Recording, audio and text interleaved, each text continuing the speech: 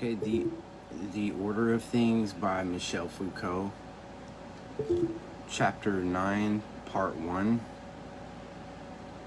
Chapter 9 is called Man and His Doubles, and Part 1 is The Return of Language. With the appearance of literature, with the return of exegesis and the concern for formalization, with the development of philology, in short, with the reappearance of language as a multiple profusion, the order of classical thought can now be eclipsed. At this time, from any retrospective viewpoint, it enters a region of shade.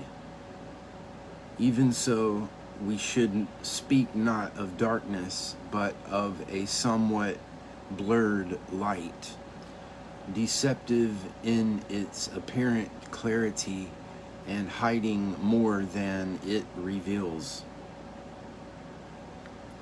It seems to us, in fact, that we know all there is to be known about classical knowledge if we understand that it is rationalistic, that since Galileo and Descartes it has accorded an absolute privilege to mechanism, that it presupposes a general ordering of nature, that it accepts the possibility of an analysis sufficiently radical to discover elements or origins, but that it already has a presentiment.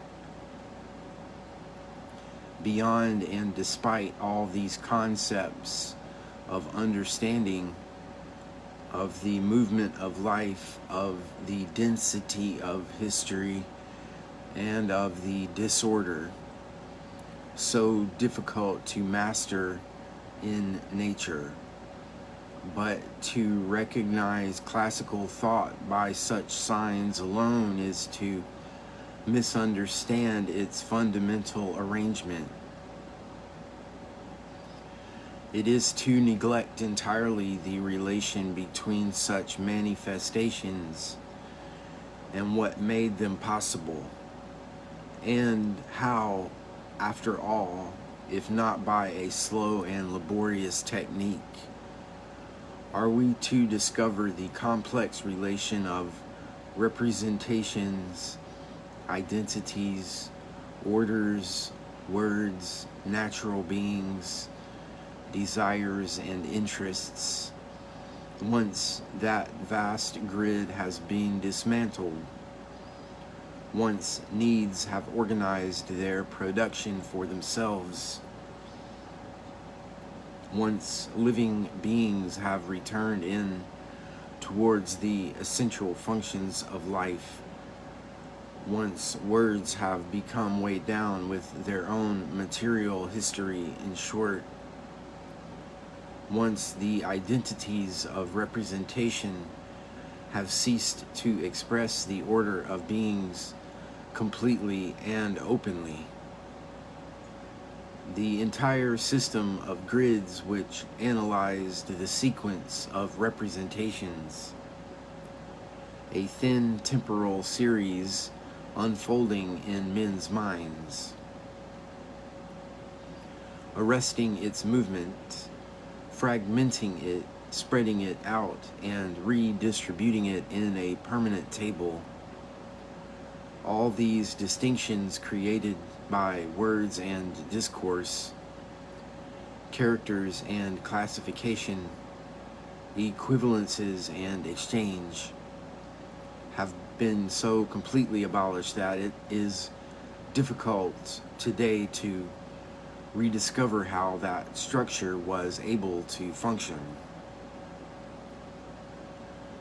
The last bastion to fall, and the one whose disappearance cut us off from classical thought forever, was precisely the first of all those grids. Discourse, which ensured the initial, spontaneous, unconsidered deployment of representation in a table. When discourse ceased to exist and to function within representation as the first means of ordering it, classical thought ceased at the same time to be directly accessible to us. The threshold between classicism and modernity, though the terms themselves have no importance, let us say between our prehistory and what is still contemporary, had been definitively crossed when words ceased to intersect with representations and to provide a spontaneous grid for the knowledge of things.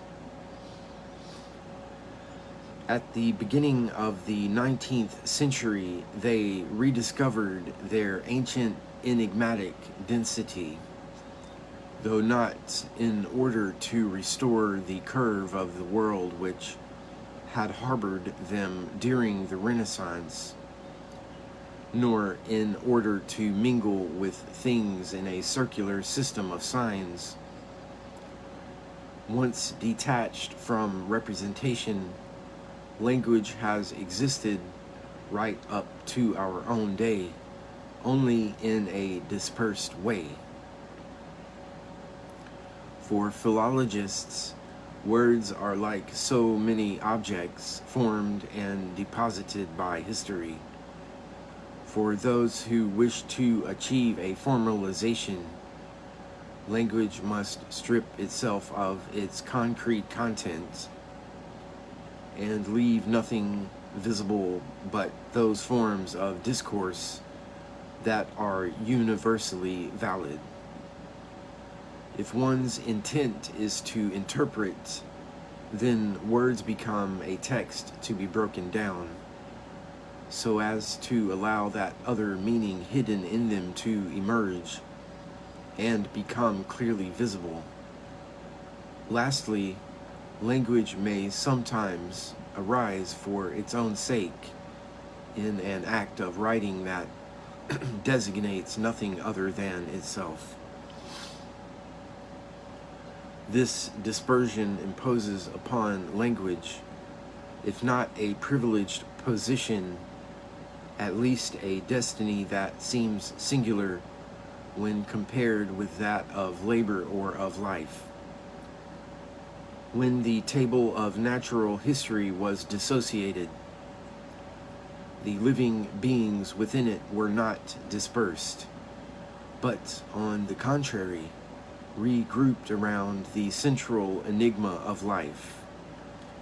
When the analysis of wealth had disappeared, all economic processes were regrouped around the central fact of production and all that rendered it possible. On the other hand, when the unity of general grammar, discourse, was broken up, language appeared in a multiplicity of modes of being, whose unity was probably irrecoverable. It is for this reason, perhaps, that philosophical reflection for so long held itself aloof from language, whereas it sought tirelessly in the regions of life or labor for something that might provide it with an object, or with its conceptual models, or its real and fundamental ground. It paid relatively little attention to language. Its main concern was to clear away the obstacles that might oppose it in its task. For example, words had to be freed from the silent content that rendered them alien, or language had to be made more flexible and more fluid, as it were, from within, so that once emancipated from the spatializations of the understanding, it would be able to express the movement and temporality of life. Language did not return into the field of thought directly and in its own right until the end of the 19th century. We might even have said until the 20th, had not Nietzsche and the philologists, and even in that field he was so wise, he knew so much, he wrote such good books, being the first to connect the philosophical task with a radical reflection upon language. And now, in this philological space opened up for us by Nietzsche, language wells up in an enigmatic multiplicity that must be mastered. There appear, like so many projects or chimeras, who can tell as yet, the themes of a universal formalization of all discourse, or the themes of an integral exegesis of the world, which would at the same time be its total demystification, or those of a general theory of signs, or again the theme, historically probably the first, of a transformation without residue, of a total reabsorption of all forms of discourse into a single word, of all books into a single page, of the whole world into one book. The great task to which Mallarmé dedicated himself right up unto his death is the one that dominates us now. In its stammerings, it embraces all our current efforts to confine the fragmented being of language once more within a perhaps impossible unity. Mallarmé's project, that of enclosing all possible discourse within the fragile density of the word, within that slim material black line traced by ink upon paper, is fundamentally a reply to the question imposed upon philosophy by Nietzsche.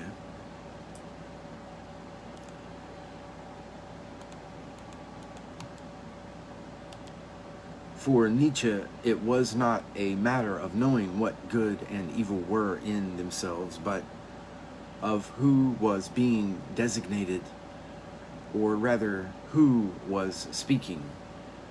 When one said agathos to designate oneself and delos to designate others. For it is there in the holder of the discourse, and more profoundly still, in the possessor of the word, that language is gathered together in its entirety.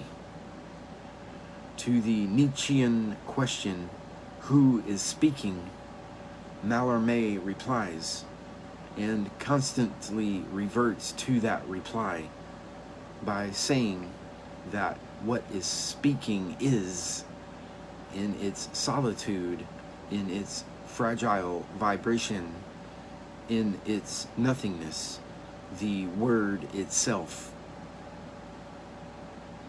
Not the meaning of the word, but its enigmatic and precarious being. Whereas Nietzsche maintained his questioning as to who is speaking right up to the end, though forced, in the last resort, to erupt into that questioning himself, and to base it upon himself as the speaking and questioning subject. Ecce homo. Mallarmé was constantly effacing himself from his own language, to the point of not wishing to figure in it except as an executant in a pure ceremony of the book in which the discourse would compose itself. It is quite possible that all those questions now confronting our curiosity: what is language? What is a sign? What is the unspoken in the world, in our gestures, in the whole enigmatic heraldry of our behavior, our dreams, our sicknesses? Does all that speak? And if so, in what language and in obedience to what grammar? Is everything significant? And if not, what is? And for whom? And in accordance with what rules? What relation is there between language and being? And is it really to being that language is always addressed? At least language that speaks truly. What then is this language that says nothing, is never silent, and is called literature? It is quite possible that all these questions are presented today in the distance that was never crossed between Nietzsche's question and Mallarmé's reply.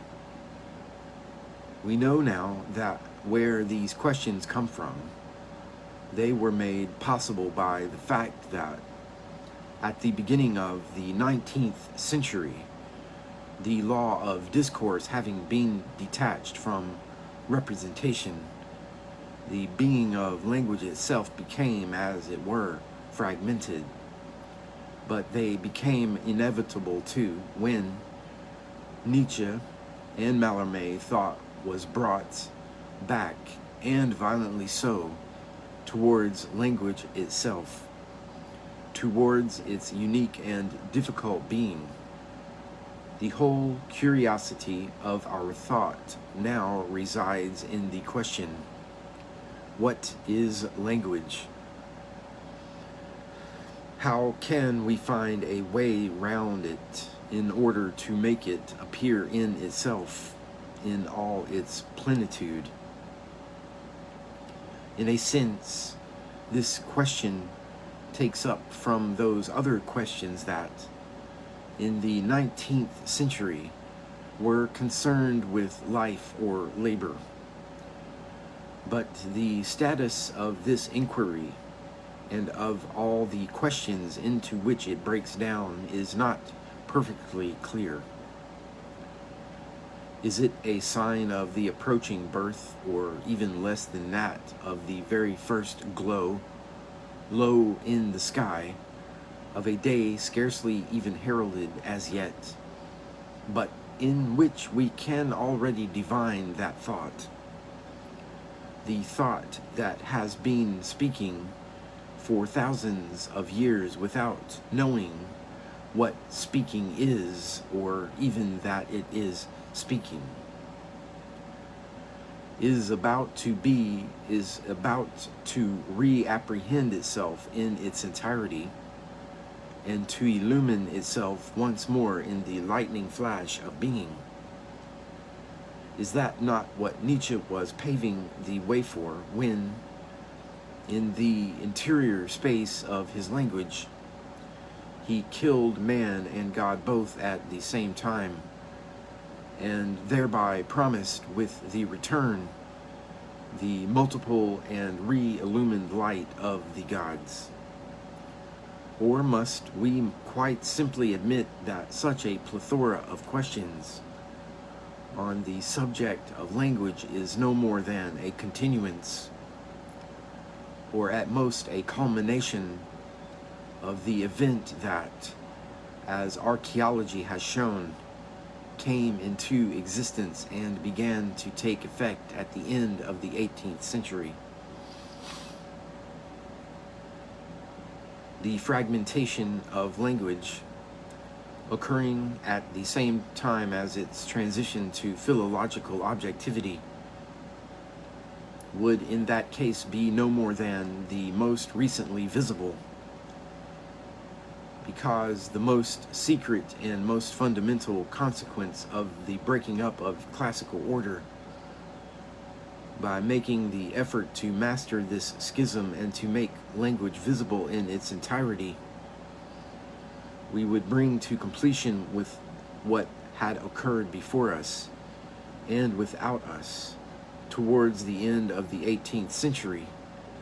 But what, in that case, would that culmination be?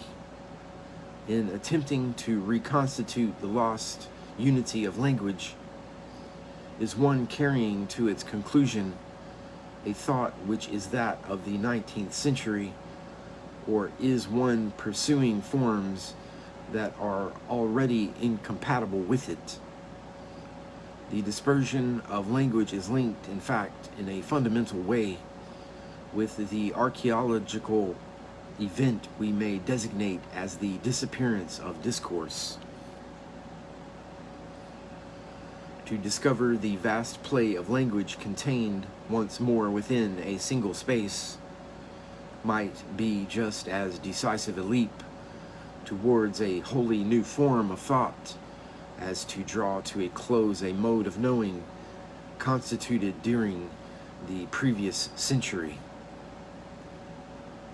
It is true that I do not know what to reply to such questions, or, given these alternatives, what term I should choose.